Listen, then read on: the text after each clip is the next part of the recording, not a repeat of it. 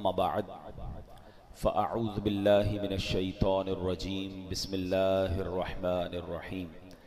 پڑھیے الصلاۃ والسلام علیک یا رسول اللہ وعلی آلک واصحابک یا حبیب اللہ. الصلاۃ والسلام علیک یا نبی اللہ وعلی آلک واصحابک یا نور. ہم پر ایک بار پھر احسان ہمیں جمعہ کا دن عطا فرمایا. رب کریم آج کے دن کی برکتیں ہم سب کو نصیب فرمائے. جمعہ کا دن اللہ کریم کی رحمتوں کے نزول کا دن، دعاؤں کی قبولیت کا دن، زیادہ نیکیاں کرنے کا دن ہے کہ علماء کرام فرماتے ہیں کہ جمعہ کے دن جو کوئی ایک نیکی کرے اسے 70 نیکیوں کا ثواب دیا جاتا ہے. تو آج کے دن ہمیں زیادہ نیکیاں کرنی چاہیے، درود پاک خوب پڑھنے چاہیے. سرکار دو عالم صلی اللہ تعالیٰ علیہ وسلم کا فرمان عالی شان جس کا مضمون کہ جو کوئی شخص جمعہ کے دن مجھ پر 200 بار درود پاک پڑھے اس کے 200 برس کے گناہ معاف کر دیے جاتے ہیں. اب 200 برس تو ہم نے نہیں جینا ہے، لیکن یہ مثال کے طور پہ بتایا جاتا ہے کہ اتنے سارے گناہ جمعہ کے دن معاف کر دیے جاتے ہیں درود پاک پڑھنے والوں کے لیے. تو ہمیں کثرت سے درود پاک پڑھنے چاہیے. آئیے مل کر محبت کے ساتھ درود پاک پڑھ لیں. صلو علی الحبیب صلی اللہ تعالی علی محمد صلی اللہ علیہ وسلم. آج ہم نے جو بیان کرنا ہے قرآن پاک کی کچھ ایسی آیتیں ہیں جس میں رب کریم نے مسلمانوں سے براہ راست بات کی ہے، اے ایمان والو کہہ کر. آج انہی میں سے ایک آیت انشاءاللہ ہم سنیں گے. پارہ نمبر 4 ہے، سورہ نساء آیت نمبر 19 نمبر آیت ہے. اللہ قرآن مجید میں ارشاد فرماتا ہے بسم اللہ الرحمن الرحیم یا ایہا الذین آمنوا لا یحل لکم ان ترثوا النساء کرہا ولا تعدلوہن لتذہبوا ببعد ما آتیتموہن الا ان یأتین بفاحشۃ مبینہ وعاشروہن بالمعروف فَإِن كَرِهْتُمُوهُنَّ فَعَسَىٰ أَن تَكْرَهُوا شَيْئًا وَيَجْعَلَ اللَّهُ فِيهِ خَيْرًا كَثِيرًا. بڑی کمال کی آیت ہے، بلکہ یہ آیت یوں سمجھیے ہمارے فیملی کے نظام کو، میاں بیوی کے معاملات کو، زوجین کے حقوق کو اور وراثت کے معاملات کو. اگر قرآن سے دوستی ہو جائے نا پھر پرابلمز نہیں رہیں گے، ٹھیک ہے نا. ہمیں گائیڈ لائنز آگے پیچھے سے مل رہی ہوتی ہیں، ہم قرآن سے نہیں دے رہے ہوتے. اچھا ایسا تو ہے نہیں کہ قرآن صرف عربی میں ہے.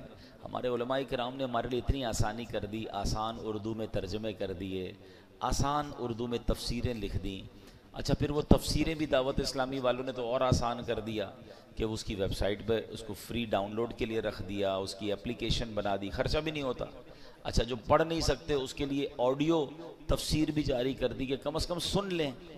اب پھر بھی ہم قرآن نہ پڑھیں یا قرآن نہ سنیں یا نہ سمجھیں تو یہ کتنی بڑی محرومی. اب ذرا اس ایک آیت کو سمجھیے. اللہ قرآن میں فرماتا ہے اے ایمان والو تمہارے لیے حلال نہیں کہ تم زبردستی عورتوں کے وارث بن جاؤ، اور عورتوں کو اس نیت سے روکو نہیں کہ جو مہر تم نے انہیں دیا تھا اس میں سے کچھ لے لو، سوائے اس صورت کے وہ کھلی بے حیائی کا ارتکاب کریں اور ان کے ساتھ اچھے طریقے سے گزر بسر کرو.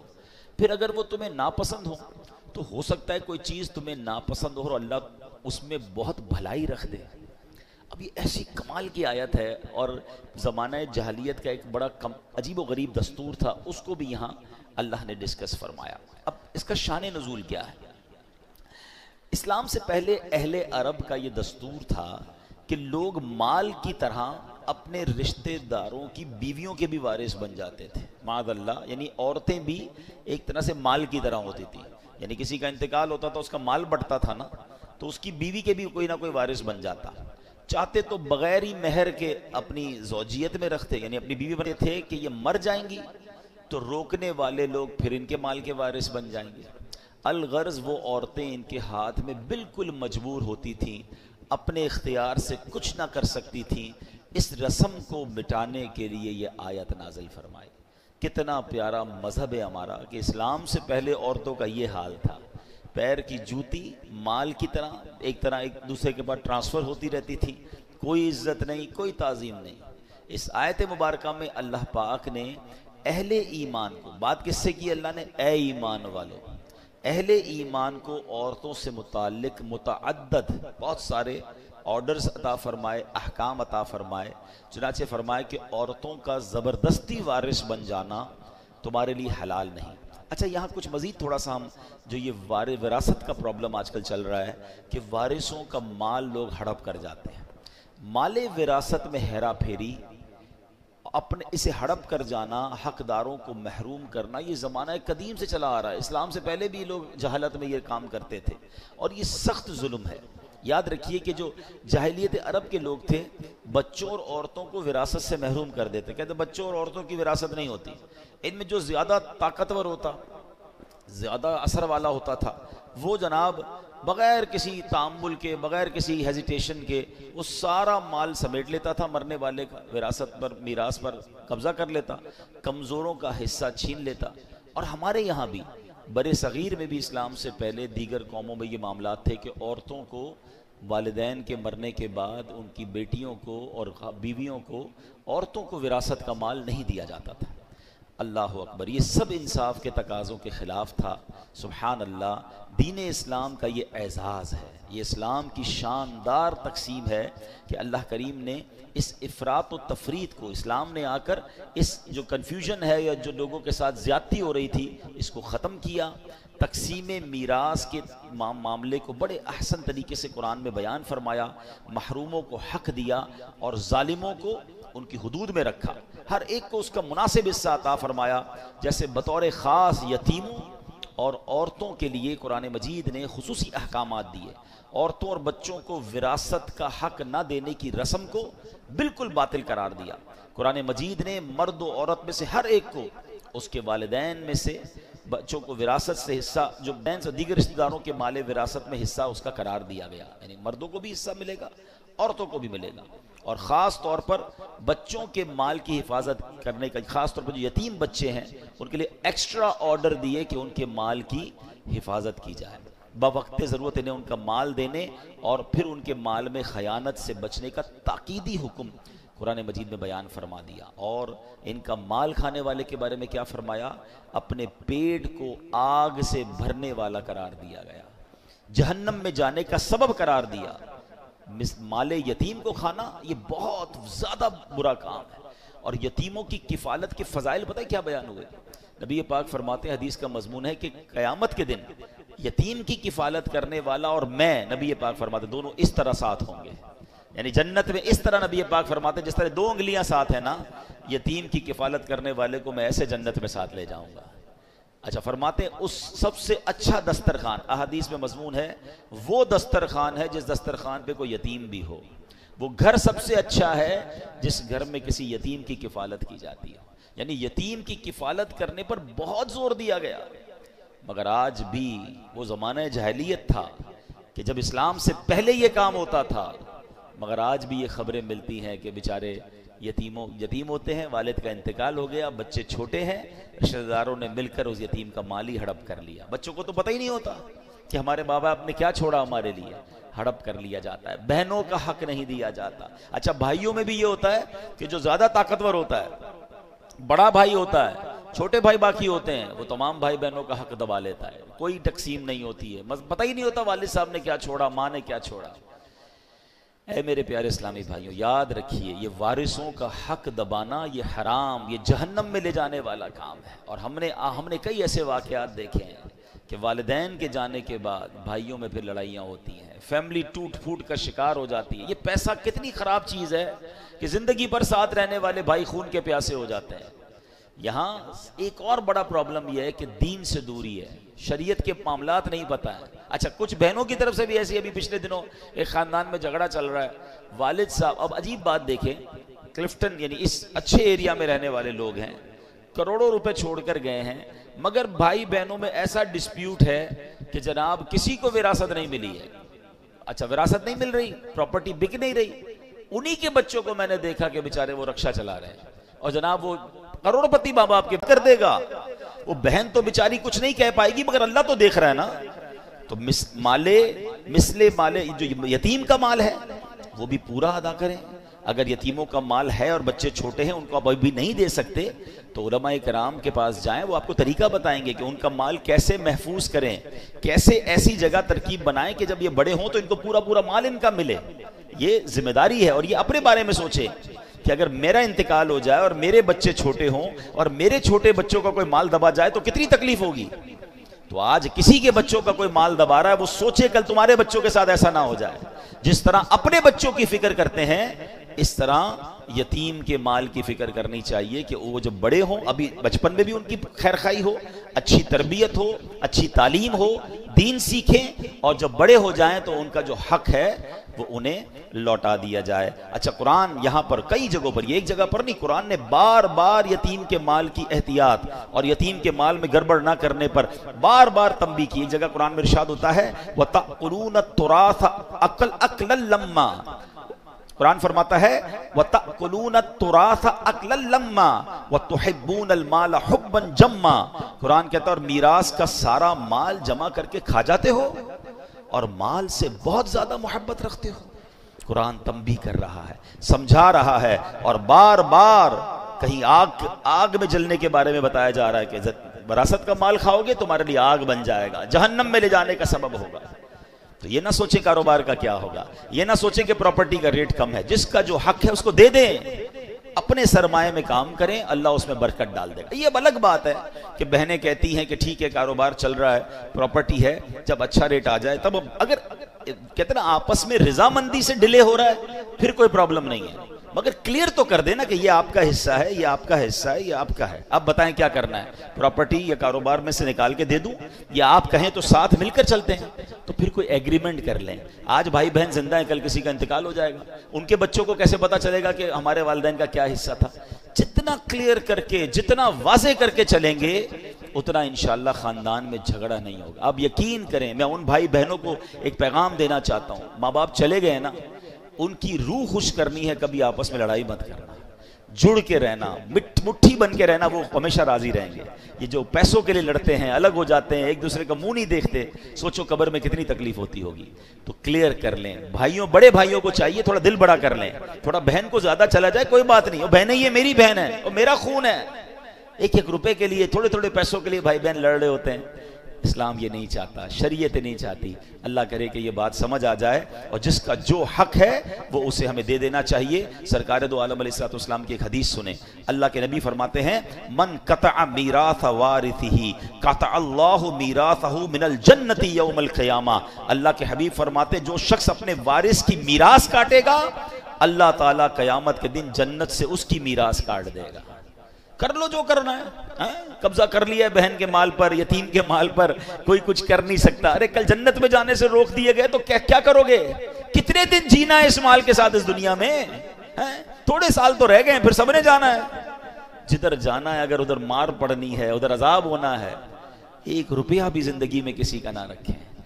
وارث کا حق ہے پورا دے دیں, کاروبار میں کسی کا حق ہے پورا دے دیں, مزدور کا حق ہے پورا دے دیں. زندگی میں ایک اصول بنا لیں کہ دنیا میں سب کا حق دے دو, ورنہ آخرت میں نہیں دے سکیں گے. ادھر مظلوم کا ہاتھ ہوگا اور ظالم کا گریبان ہوگا. اچھا, یہاں ایک آگے عورتوں پر اسی ایک ہی آیت میں صرف وراثت کی بات نہیں ہوئی ہے, عورتوں کے ساتھ بہترین سلوک کرنے پر قرآن کس طرح خوبصورت انداز میں فرماتا ہے کہ ارشاد فرمایا عورتوں کو اس نیت سے روکو نہیں کہ جو مہر تم نے انہیں دیا تھا اس میں سے کچھ لے لو. حضرت عبداللہ ابن عباس فرماتے کہ اس آیت سے متعلق, یہ اس شخص کے متعلق آیت ہے جو اپنی بیوی سے نفرت رکھتا ہو, اس کے ساتھ بدسلوکی کرتا, اس لیے کرتا ہو کہ وہ پریشان ہو کر مہر واپس کر دے یا مہر کی رقم معاف کر دے. اسے اللہ تعالیٰ نے منع فرمایا. ایک قول یہ ہے کہ لوگ عورت کو طلاق دیتے تھے پھر رجوع کر لیتے تھے, پھر طلاق دیتے تھے پھر رجوع کر لیتے تھے, عورت کو لٹکا ہوا رکھتے تھے, اپنے پاس نہ آرام پا سکے نہ دوسری شادی کر سکے, یعنی عورتوں کے ساتھ زیادتی کرتے تھے. اور کیا آج ایسا نہیں ہو رہا؟ بعض جگہوں پر عورتوں کے ساتھ بڑی زیادتی ہو رہی ہے, عورت کے ساتھ اس طرح سلوک ہو رہا ہے جیسے عورت کو پیر کی جوتی بنایا. جناب یہ اسلام ہے, یہ وہ لوگ ذرا سوچیں جو کہتے ہیں کہ اسلام میں عورتوں پر بڑی سختیاں ہیں. آج کل اس طرح کے جلسے ہو رہے ہیں, اس طرح کے سیمینار ہو رہے ہیں, اور معاذ اللہ عورتوں کو یہ ذہن دیا جا رہا ہے کہ نہیں جناب اسلام میں رہو گے تو تمہاری جو آزادی ہے وہ ختم ہو جائے گی. بتائیے یہ قرآن کیا بیان کر رہا ہے کہ عورتوں کے ساتھ اچھے طریقے سے رہنا ہے. نبی پاک کی کئی حدیثیں ہیں, تم میں بہترین وہ ہے جو اپنے گھر والوں کے ساتھ بہترین ہے. اور پھر کیا فرمایا, سن لو میں تم سب سے زیادہ اپنے گھر والوں کے ساتھ بہترین ہوں. اللہ کے نبی فرما رہے ہیں, یعنی اسلام جتنا عورتوں کی آزادی, عورتوں کے لیے سکون, عورتوں کے ساتھ اچھا سلوک, عورتوں کے ساتھ زیادتی نہ ہو, جو اسلام بیان کرتا ہے دنیا کا کوئی مذہب بیان نہیں کرتا. بلکہ چلیے جناب میں تھوڑا سا اسلام سے پہلے کی بات آپ کو بتاؤں. بہت سارے مسائل ہیں کہ انسان نے پہلے عقل کے ذریعے اس کو حل کرنے کی کوشش کی, دین کی طرف نہیں آیا. اب ذرا غور کیجئے, مسئلہ نسوانیت کا مسئلہ ہے, جو نسوانیت ہے, فیمنزم ہے, عورتوں کے حقوق کا مسئلہ, ذرا اس پہ بات کریں تو صدیوں سے انسان اس کا حل تلاش کر رہا ہے. ارسطو اور افلاطون جیسے جو فلسفہ تھے, جو فلسفی تھے, انہوں نے بہت مغز ماریاں کی اور عورتوں کی معاشرے میں کیا اہمیت ہے اس پہ غور کیا. کسی نے عورت کو سانپ کہا, کسی نے اسے شیطان کہا, کبھی اس بیچاری کو ظلم و ستم کا نشانہ بنایا گیا, کبھی بیچاری کی عزت کو تار تار کیا گیا. آج دیکھ لیں, ترقی یافتہ دور کی مثال دیکھیں, یہ عقل پرست, دین بیزار, غیر مسلم, انہوں نے عورت کو صرف ایک اشتہار بنا کے رکھ دیا ہے. یہ غور کیجئے نا, دنیا کے ہر اشتہار میں آپ کو عورت نظر آئے گی. یہ عورتوں کو بھی سمجھ نہیں آتی کہ ہم کیا یہ کھلونا ہے, مردوں کی آئٹم بیچنی ہے, مردوں کی چیز بیچنی ہے, اس میں بھی عورت کا اشتہار ہے. یعنی عورت کا کام یہ کر دیا گیا کہ اس کو ایک اشتہار بنا دیا گیا. یہ صرف دین اسلام ہے جو بتاتا ہے اگر عورت بیٹی ہو تو رحمت ہوتی ہے, بہن ہو تو عزت ہوتی ہے, ماں ہے تو اس کے قدموں تلے جنت ہوتی ہے, بیوی بن کر گھر میں آ جائے تو آدھا ایمان محفوظ ہو جاتا ہے. یعنی عورت کا ہر روپ اسلام نے بیان کیا کہ عورت کو جو عزت اسلام میں ہے. اللہ کرے کہ ہماری بہنوں کو یہ بات سمجھ آئے جو آج سمجھتی ہیں کہ اسلام میں سختیاں ہیں, قرآن نہیں پڑھتے نا.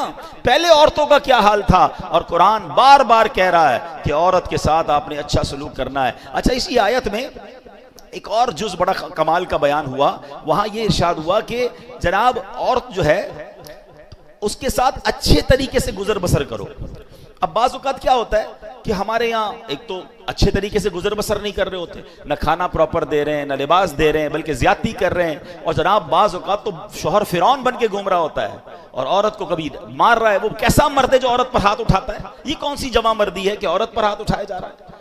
نہیں جناب, سرکار دو عالم علیہ السلام کی سیرت تو دیکھیں کہ نبی پاک کا اپنی ازواج کے ساتھ کیا خوبصورت تعلق تھا, کیا پیار اور محبت کا ماحول تھا. اپنے گھر والوں کے ساتھ حسن اخلاق کرنا یہ ہماری شریعت سکھاتی ہے. اور یاد رکھیے, جتنا محبت اور پیار کے حقدار ہمارے گھر والے ہیں وہ باہر والے نہیں ہیں. ہم باہر والوں کے ساتھ تو حسن سلوک بہت زیادہ کر رہے ہوتے ہیں اور گھر میں جا کر شیر ببر بن جاتے ہیں. نہیں میرے پیارے اسلامی بھائیوں, حضرت عمر رضی اللہ عنہ کا ایک بڑا کمال کا قول ہے.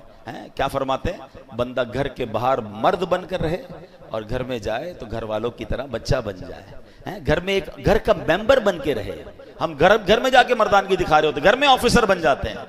نہیں جناب, گھر والے پیار کے جو ہے وہ متمنی بھی ہیں اور ان کا حق بھی ہے. اب یہاں ایک اور قرآن کہتا ہے کہ اگر تمہیں وہ ناپسند ہو تو ہو سکتا ہے کہ کوئی چیز تمہیں ناپسند ہو اور اللہ اس میں بہت بھلائی رکھ دے. یہ آخری بات ہے اس آیت کا, جو آخری جز ہے وہ بڑے کمال کا ہے کہ مثال کے طور پہ عورت آپ کے گھر میں آ گئی, اس کی کوئی بد زبانی ہے یا جناب اس کی خوبصورتی آپ کو پسند نہیں ہے, اس کے معاملات آپ کو کچھ کوئی ایسی چیزیں جو آپ کو پسند نہیں ہے, تو قرآن کیا کہتا ہے, اللہ ہو سکتا ہے اس میں اللہ نے کوئی اور بھلائی رکھ دی ہو. بعض اوقات عورت پسند نہیں ہے مگر انسان طلاق دینے میں جلدی نہ کرے. علماء کہتے ہیں ہو سکتا ہے اس سے تمہیں کوئی نیک اولاد ملنے والی ہو جو تمہاری آنکھوں کا سرور بن جائے, تمہاری مغفرت کا ذریعہ بن جائے. اچھا, یہاں اسی بات کو قرآن نے ایک اور بڑے کمال کے انداز میں بیان کیا ہے. یقین کریں پیارے اسلامی بھائی, جس دن آپ یہ آیت سمجھ گئے نا, ہماری زندگی کے بہت سارے پرابلم یہ ہے کہ ہم فیصلہ بہت جلدی کرتے ہیں. نہیں جناب اس کے ساتھ رشتہ نہیں چلے گا, نہیں جناب اس سے دوستی نہیں چلے گی, نہیں جناب یہاں میرا کام نہیں چلے گا, میں اس کام کو چھوڑ رہا ہوں. نہیں, قرآن کیا کہتا ہے اب ذرا سنیے گا. یہ آیت دل کے اندر بٹھا لیجئے, آپ کے بہت سارے پرابلم سالو ہو جائیں گے. سورہ بقرہ کی آیت نمبر 216 ہے, اس کا جز پڑھ رہا ہوں. وَعَسَىٰ أَن تَكْرَهُ شَيْئًا وَهُوَ خَيْرٌ لَكُمْ. قرآن کہتا ہے, اور حالانکہ تم پر فرمایا کہ وہ تمہیں ناگوار ہے, تمہیں کوئی چیز ناگوار ہو رہی ہے, اور قریب ہے کہ کوئی بات تمہیں ناپسند ہو حالانکہ وہ تمہارے حق میں بہتر ہو. وَعَسَىٰ أَن تَكْرَهُ شَيْئًا وَهُوَ خَيْرٌ لَكُمْ. تمہیں تو ناگوار لگ رہی ہے مگر تمہیں نہیں پتا یہی تمہارے لیے خیر ہو سکتی ہے. پھر فرمایا وَعَسَىٰ أَن تُحِبُّوا شَيْئًا وَهُوَ شَرٌّ لَكُمْ. اور فرمایا قریب ہے کہ کوئی بات تمہیں پسند آ جائے حالانکہ وہ تمہارے حق میں بری ہو. بعض اوقات ہمیں بڑے سمجھاتے ہیں، ماں باپ سمجھاتے ہیں مت کرو، علماء کہتے ہیں یہ حرام کام ہے، ہم کہتے ہیں بڑا اچھا، دل بڑا لگ رہا ہے، بڑا مزہ آ رہا ہے، شریعت منع کر رہی ہے، پسند ہے۔ قرآن کیا کہہ رہا ہے؟ تمہیں پسند ہے مگر وہی تمہارے لیے بری ہو سکتی ہے۔ مگر اس کے جو آخری جملہ ہے نا قرآن آیت کا جو آخری حصہ ہے، ہائے ہائے، اللہ فرماتا ہے، فرمایا واللہ یعلم وانتم لا تعلمون، اور اللہ جانتا ہے اور تم نہیں جانتے۔ یہ بات یاد کر لو، مجھے لگ رہا ہے کہ یہ بہت اچھا ہے۔ ابھی اگر یہ آیت یاد رہے نا تو اب مثال کے طور پہ کوئی چیز ہمیں پسند بہت ہی نہیں ہوئی، نہیں ملی، سودا نہیں ملا، ڈیل نہیں ملی، کاروبار نہیں ہوا، رشتہ نہیں ہوا، پسند کی چیز تھی نہیں ملی، دل کو منا لو نا یہی میرے لیے اچھی نہیں ہوگی، جبھی تو نہیں ملی نا، اللہ نے نہیں دی ہے، اللہ جانتا ہے میں نہیں جانتا، واللہ یعلم وانتم لا تعلمون، اللہ جانتا ہے اور تم نہیں جانتے۔ اور بعض اوقات کوئی چیز بہت زیادہ بری لگ رہی ہے کہ یار یہ کیوں آ گئی میرے ساتھ، یہ زندگی میں کیوں ہو گیا، تو قرآن کیا کہہ رہا ہے وَعَسَىٰ أَن تَكْرَهُوا شَيْئًا، اور فرمایا کہ کوئی بات تمہیں ناپسند ہے، آگے کیا فرمایا هُوَ خَيْرٌ لَكُمْ، وہی تمہارے لیے بہتر ہے۔ تو ہم نہیں جانتے، اللہ بہتر جانتا ہے۔ تو زندگی میں ریگریٹس کو کم کیجئے، ٹینشنز کو کم کیجئے، اللہ کے فیصلوں پر بھروسہ کیجئے۔ اگر فیملی میں کہیں شادی ہو گئی ہے، اب جناب فیملی بن گئی ہے تو جلدی نہ کیجئے فیصلہ کرنے پر۔ آج کل تو جناب طلاق کا ریشیو اتنا بڑھ گیا ہے، ادھر شادی تھوڑے مہینوں بعد کہتے طلاق ہو گئی، ارے بھائی کچھ تو ٹائم دیتے رشتے کو۔ چلے میں ایک آخری بات نوجوانوں سے کہہ لیتا ہوں، جو بزرگ ہیں میری بات سمجھ جائیں گے، جن کی شادی کو 25-30 سال ہو گئے ان کو میری بات جلدی سمجھ آئے گی، یہ نوجوانوں کو نہیں آتی سمجھنا، ہمارے پاس تو آتے رہتے ہیں، میرے پاس تو آتے ہی رہتے لوگ، کہتے ہیں عبدالحبیب بھائی بہت پریشان، کیا ہوا بھائی؟ بڑی دعاؤں سے شادی کی، شادی کے بعد گھر میں جھگڑے ہی اتنے، ماں کو بیوی پسند نہیں، بیوی کو ماں پسند نہیں، ماں کو سمجھاؤ تو بیوی ناراض، بیوی کو سمجھاؤ تو ماں ناراض، میں تو پریشان ہو گیا شادی کر کے، میں ختم کر رہا ہوں، طلاق دے رہا ہوں۔ تو میں نارملی نوجوانوں کو جو سمجھاتا ہوں آج لائیو سمجھا دیتا ہوں، شاید کسی کا گھر بچ جائے، کہ یاد رکھو شادی کے پہلے 4-5 سال ہمیشہ مشکل ہوتے ہیں، فیصلے میں جلدی مت کرنا۔ جن کی شادی کو 25-30 سال ہو گئے نا ان سے پوچھو، ان کی شادی کے بھی پہلے 5 سال ایسے ہی گزرے تھے۔ سب کے گھر میں لڑائی جھگڑے چھوٹے موٹے شروع میں ہوتے ہی ہیں، اس کی وجہ ہے ایک نیا مہمان گھر میں آیا ہے، جناب وہ سب کو سمجھ نہیں آ رہا ہے، اس کا مزاج الگ ہے، گھر والوں کا مزاج الگ ہے، تھوڑا ٹائم لگتا ہے ایک دوسرے کے مزاج سمجھنے میں۔ اللہ پاک بعد میں اولاد دے دیتا ہے، فیملی اولاد میں بیزی ہو جاتی ہے، گھر والوں کو بھی لگ پتہ جاتا ہے واپس جانا نہیں ہے، اس نے یہ آ گئی ہے تو یہی بہو بنے گی، تو ماں بھی سمجھ جاتی ہے، بیوی بھی سمجھ جاتی ہے، اور پھر گاڑی چل پڑتی ہے۔ شادی کا اصل سکون جو ہے نا وہ 5-7 سال بعد ہی ملتا ہے۔ ٹھیک ہے میرے نوجوانوں، جلدی نہ کیا کرو، یہ فیصلہ کر، یہ عورتیں بھی بہت کر، لڑکیاں بھی بہت کر رہی ہیں، ادھر شادی ہوئی 6 مہینے بعد اپنے ابو کو کہنا شروع کر دیا میں نے نہیں رہنا اس گھر میں، میری ساس ایسی ہے، میری نند ایسی ہے، میرا شوہر ایسا ہے، مجھے طلاق چاہیے، اور ابا بھی کہتا لے لو طلاق۔ اللہ کے بندوں، طلاق کے بعد عورت ہی پھنستی ہے، اس بیچاری کو دوبارہ رشتہ اتنا آسانی سے نہیں ملتا، اس کو بعد میں اپنے گھر میں بھی لوگ اجنبی سمجھتے ہیں۔ پتہ نہیں کیوں نہیں سمجھ رہی ہیں میری بہنیں، 2 بچے لے کر چلی گئی گھر میں کہ میں طلاق لے کر جاؤں گی، میرا ابا مجھے رکھے گا۔ ابو کب تک رکھے گا؟ ابو کا انتقال ہو گیا، پھر تمہیں کیا تمہارے بھائی سنبھالیں گے جن کی اپنی شادیاں ہو گئی ہیں؟ اتنی جلدی کر رہے ہیں لوگ طلاق میں، اتنا جلدی فیصلہ۔ قرآن کہتا ہے کہ جلدی مت کرو، فیصلے میں فاسٹ نہ ہو جاؤ، ٹائم لگتا ہے۔ یہ رشتہ 2-4 سال کا نہیں ہے، یہ زندگی بھر کا رشتہ ہے، اللہ کرے یہ جنتوں تک کا رشتہ بن جائے۔ ہر وقت فیصلہ کرنا ہے کہ ابھی ختم کرو، ابھی فیصلہ کرو، ابھی طلاق دو۔ یہ مرد، اللہ کا بہت بڑا احسان ہے کہ یہ طلاق کا حق مرد کے ہاتھ میں ہے۔ اگر یہ عورت کے ہاتھ میں ہوتا نا تو ہر دوسرے بندے کی طلاق ہو چکی ہوتی، ان کا تو کام ہی ہے فیصلہ کرنا۔ تو میری بہنوں سے بھی گزارش اور میری بھائیوں سے بھی گزارش کہ جن کی شادی، اور میری ماں باپ سے بھی گزارش، یہ ماں باپ بھی شے دیتے ہیں، فکر نہیں کرو طلاق لے کر آ جاؤ میں رکھ لوں گا، یہ کبھی بھی اپنی بیٹی کو راستہ نہ دکھایا کریں، بلکہ اس کو کہیں کہ تم اپنے گھر میں وقت گزارو، ٹائم دیں۔ کچھ وقت لگتا ہے، اللہ کی رحمت سے انڈرسٹینڈنگ بھی ہو جائے گی اور اگلی زندگی بڑی خوشگوار اور پیار والی گزرے گی۔ اور مجھے آ کر کہا کئی لوگوں نے کہ آپ نے مشورہ دیا، میں تو طلاق کا فیصلہ کر چکا تھا، مگر اب الحمدللہ کچھ عرصے بعد میری فیملی میں سب میں انڈرسٹینڈنگ ہو گئی، میں بہت خوشی والی لائف گزار رہا ہوں۔ یہ قرآن کہتا ہے کہ تمہارے لیے ہو سکتا ہے کوئی اور بھلائی رکھی ہو، تو خدا را یہ فیملی، یہ رشتہ، یہ کوئی ایسا رشتہ نہیں کہ آج بناؤ کل توڑ دو، اس کو چلائیں، اس کو وقت دیں، اللہ نے آگے بھلائی رکھی ہوگی، اللہ نے آگے خیر رکھی ہوگی۔ اللہ کرے کہ ہم اپنے گھر میں محبت اور پیار سے رہیں، قرآن کی تعلیمات پر عمل کریں تو انشاءاللہ اس کی برکتیں ملیں گی۔ اللہ پاک عمل کرنے کی توفیق عطا فرمائے، آمین بجاہ النبی الامین۔